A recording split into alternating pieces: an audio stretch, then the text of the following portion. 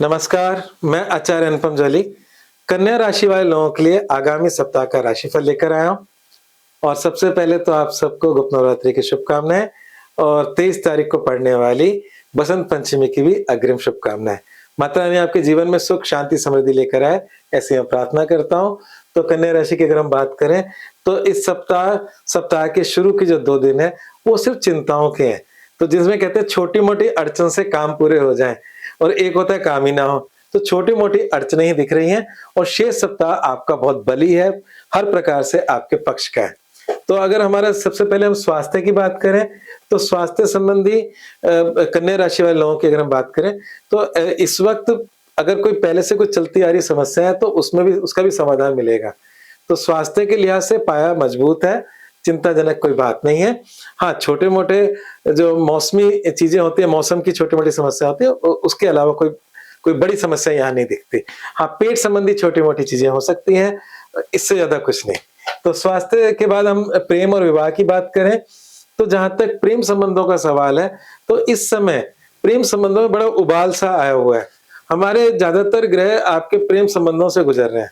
उच्च का मंगल है वहाँ पर और इसमें उच्च का जो मंगल है, मंगल इसमें नुकसान के घर का स्वामी होके उच्च का हो रहा है और वो नुकसान का घर जो है वो गुप्त चीज़ों का भी होता है। तो गुप्त प्रेम प्रसंग भी हो सकते हैं, प्रत्यक्ष भी हो सकते हैं और उसमें कुछ उतार-चढ़ाव भी हो सकते हैं। तो ये जो समय है सबसे ज़्यादा ये हफ्ता सेंसिटिव है प्रेम संबंधों को लेकर। एक से अधिक प्रेम के संबंधों के प्रपोज़ल भी हो सकते हैं। तो चलिए इस नए वर्ष पर इस तरह की बातें आपके जीवन में आ रही है, परंतु वैवाहिक जीवन को लेकर थोड़ी चिंताएँ आ रही है। अगर हम वैवाहिक जीवन को लेकर बात करते हैं, तो वैवाहिक जीवन का जो स्वामी है बृहस्पति वक्री है और वैवाहिक जीवन में शनिदेव विराजित है। तो शनिदेव अपनी हठ धर्मिता की वजह से कभी-कभी हम अपनी चीज़ें बिगाड़ लेते हैं और वक्री ग्रह के अंदर कभी-कभी अचानक से एक अनयूजुअल सा व्यवहार बदल जाता है, जिसको कभी-कभी हम मूड स्विंग भी कहते हैं। तो हम आपका और आपके जीवन साथी के बीच में छोटी-मोटी जो बातें हैं वो अचानक से घट रही हैं, परंतु उसका कोई दूरगामी कोई नुकसान नहीं दिख रहा। तो इसलिए चिंता ना करें, ये छोटे-मोटे वैवाहिक जीवन में उतार-चढ़ाव है और मेरा ऐसा मानना है कि ऐसा कोई परिवार नहीं जहाँ पति-पत्नी में छोटी-मोटी नोक-झोंक ना हो, है ना? ये तो जीवन का हिस्सा ही है। तो वो जो जीवन का हिस्सा है वो इस हफ्ते पूरी तरह से दिखने वाला है। ठीक है? छोटा-मोटा उतार-चढ़ाव जिसमें व्यवहार का ही इश्यू रहेगा, इसके अलावा नहीं। मतलब आपको लगेगा कि ये रोजमर्रा के व्यवहार से कुछ अलग व्यवहार हमारा जीवन साथी कर रहा है। ठीक है ना? तो उनको भी थोड़ा स्पेस दें, उससे सब चीज़ें ठीक हो जाती हैं। तो अगर हम व्यवसाय, नौकरी, करियर की बात करें, तो ये जो समय है, ये समय मेहनत का है। इस समय आप अपने करियर के क्षेत्र में बिज़ी हैं और ज़रूरत से ज़्यादा चिंताएँ पाले हुए हैं। तो मेरा ऐसा मानना ये है कि चिंताएँ हैं, नुकसान कुछ नहीं है। तो जैसे होता है ना कई बार मेरी नौकरी तो नहीं चली जाएगी, अरे आज मैं अपना काम की परफ़ॉर्मेंस तो अच्छी नहीं मतलब बुरी तो नहीं हो जाएगी। तो ये चिंताओं को लेकर अपना घर मत बिगाड़ो, है ना? सिर्फ़ चिंताएँ हैं, असल में कई बार कोई समस्या होती नहीं है और हम उसको दिमाग के अंदर बना लेते हैं कि ये समस्या होगी। तो करियर संबंधी सिर्फ़ चिंताएँ दिख रही हैं, है ना? चिंताओं से ज़्यादा कुछ नहीं दिख रहा और समय आपका ये हफ्ता कन्या राशि वालों के लिए खासकर, मैंने कहा शुरू के 2 दिन चिंताएँ हैं जनरल, उसके बाद समय आपके पक्ष का ही है। और अगर हम देखते हैं कि 19 तारीख से 25 जनवरी तक चलने वाला जो ये चंद्रमा का सफ़र है, जो आपके मन पर असर करता है, तो वो 25 तारीख को दोपहर 1:36 पे बदलेगा और वो उसके बाद चिंता ज़्यादा वो तनाव वाला समय है। तो जो उस समय आपको कोई जोखिम नहीं लेना, तो पूरा सप्ताह वैसे ओवरऑल अच्छा ही है। तो हम बात करते हैं, अगर हम विद्यार्थी जीवन की भाग्य और समाधान की बात करें, तो जो बच्चे भी पढ़ाई कर रहे हैं, उनके जीवन में भी इस समय बहुत एक्टिव रोल दिख रहा है। मतलब इस समय जो लोग रिसर्च ओरिएंटेड लोग हैं, उनके लिए तो ये चमत्कारिक समय है। बहुत ज़्यादा रिजल्ट ओरिएंटेड है। और दूसरा जो दूसरे बच्चे जो अपने जनरल ग्रेजुएशन लेवल या कंपटीशन लेवल की तैयारी कर रहे हैं, तो उनके जीवन में इस समय कई प्रकार के उतार-चढ़ाव आ रहे हैं और उसमें कुछ शुभता ही आएगी, नुकसान कुछ नहीं होने वाला। तो कोई ना कोई मदद, नए टीचर या आपको आजकल तो यूट्यूब जैसे कई रिसोर्सेज हैं, तो कई रिसोर्सेज से आपको नॉलेज मिल रही है इस समय। तो इस समय पे आप मैक्सिमम अपना शिक्षा के अंदर उन्नति कर सकते हो। आपके ज़्यादातर ग्रह शिक्षा के घर से ही गुजर रहे हैं। तो क्या होता है कि इसमें भी ज्योतिष में क्या होता है कि जब बहुत सारे ग्रह होते हैं तो कन्फ्यूजन्स भी बहुत होते हैं, या चीज़ों में कुछ पक्ष-विपक्ष की बातें भी होती हैं। तो इसलिए मैंने कहा कि इस समय अगर आप शिक्षा पे अपना इधर-उधर मतलब जैसे 10 चीज़ों को ना पकड़ के एक चीज़ पे कंसंट्रेट करके करोगे तो आपका सफलता मिल जाएगी। अन्यथा मेरे को यूट्यूब भी देखना है और मुझे किताब से भी लेना है और टीचर की बात को भी लेना है, तो आपको एक पर टिक कर अगर इस हफ्ते पढ़ाई करते हैं तो उसमें सफलता ज़्यादा मिलेगी। नहीं तो कई बार हम उलझ के रह जाते हैं 4 अलग-अलग ज्ञानों को लेकर। बस इतना सा ध्यान रखिएगा।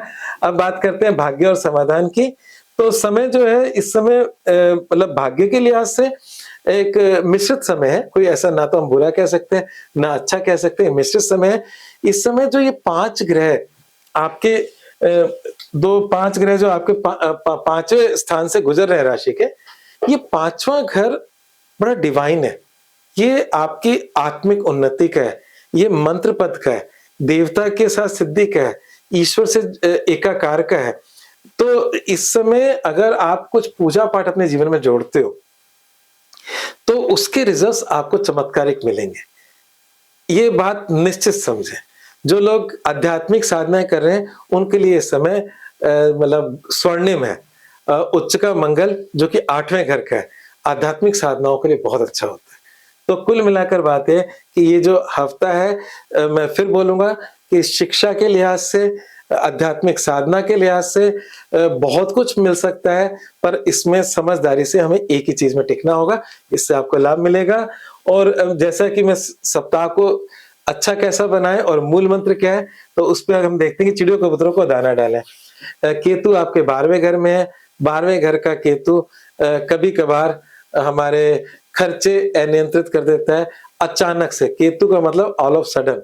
जब हम किसी की आँखों में पट्टी बाँध देते हैं और वो रास्ते में जाता है तो एक्सीडेंट हो सकता है। तो केतु जो है वो हेडलेस है, वो उसमें सोचने की क्षमता नहीं है, बस वो कर डालता है। तो वो अचानक से खर्चे और किसी भी वे में हो सकते हैं जो आपने प्लान नहीं किया हो। तो इसलिए चिड़ियों कबूतरों को दाना डालना केतु का एक बहुत अच्छा उपाय है। और चैरिटीज़ तो वैसे भी करते रहना चाहिए। उससे आपका मन, मस्तिष्क, हमें खुद को शांति मिलती है। और चैरिटीज़ करने के बाद सोचना नहीं चाहिए। मतलब ये होता है ना कि अरे मैंने चैरिटी कर दी। नहीं, ये आपके जीवन का स्वभाव हो जाना चाहिए। ये जब हमारा हाथ खुलता है ना, तो भाग्य भी खुलता है। जब आप हाथ खोलोगे तो उस हाथ में कुछ चीज़ें आएँगी भी, जब जाती हैं तो। तो कुल मिला के बात है, प्रकृति का एक रोटेशन है। उस रोटेशन में कुछ प्रकृति को भी देना पड़ता है, सिर्फ लेना नहीं होता। तो हम चिड़ियों कबूतर को दाना डाल सकते हैं, कुत्ते को रोटी डाल सकते हैं। और केतु के लिए जो विशिष्ट जो मुझे अच्छा लगता है, जो क्योंकि मैं जयपुर वासी हूँ, तो यहाँ कोई नदी, मछलियाँ ऐसे नहीं है। पर जिन स्थानों पे, क्योंकि आप तो मुझे पूरे विश्व में कहीं भी सुन रहे होंगे, तो जिन स्थानों पर नदियाँ हों, जिस पे नेचुरल मछलियाँ हों, उनको दाना डालने से केतु का प्रभाव बहुत ही अच्छा हो जाता है। मतलब केतु के दुष्प्रभाव समाप्त से हो जाते हैं, कम हो जाते हैं। तो ये कार्य आप कर सकते हैं। और यहाँ पर मूल मंत्र हमारा क्या है? आत्मनिरीक्षण से ही सुधार की दिशा प्रशस्त होगी। तो जैसे मैंने बोला कि करियर में चिंताएं हैं, तो वो भी, और जैसे मैं बोला आध्यात्मिक उन्नति, इन दोनों की अगर हम देखें तो हमें आत्मनिरीक्षण से ही सुधार की दिशा प्रशस्त होगी। ये आप इस हफ्ते अपना मूल मंत्र बना लें तो आप निश्चित रूप से बहुत कुछ अचीव कर सकते हो। इसके साथ ही मैं इस राशिफल को समाप्त करता हूँ और मैं उम्मीद करता हूँ कि आपको पसंद आया होगा, और पसंद आया तो मेरे चैनल को सब्सक्राइब जरूर करिएगा, मेरे इस वीडियो को लाइक भी करिएगा, लोगों के साथ शेयर भी करिएगा। शेयर करने से चीजें बढ़ती हैं। और साथ ही साथ अगर आपके जीवन में कोई समस्या है तो इस पे लिखे हुए जो मेरा मोबाइल नंबर है, उस पर आप संपर्क कर सकते हैं। आज के लिए इतना ही, धन्यवाद।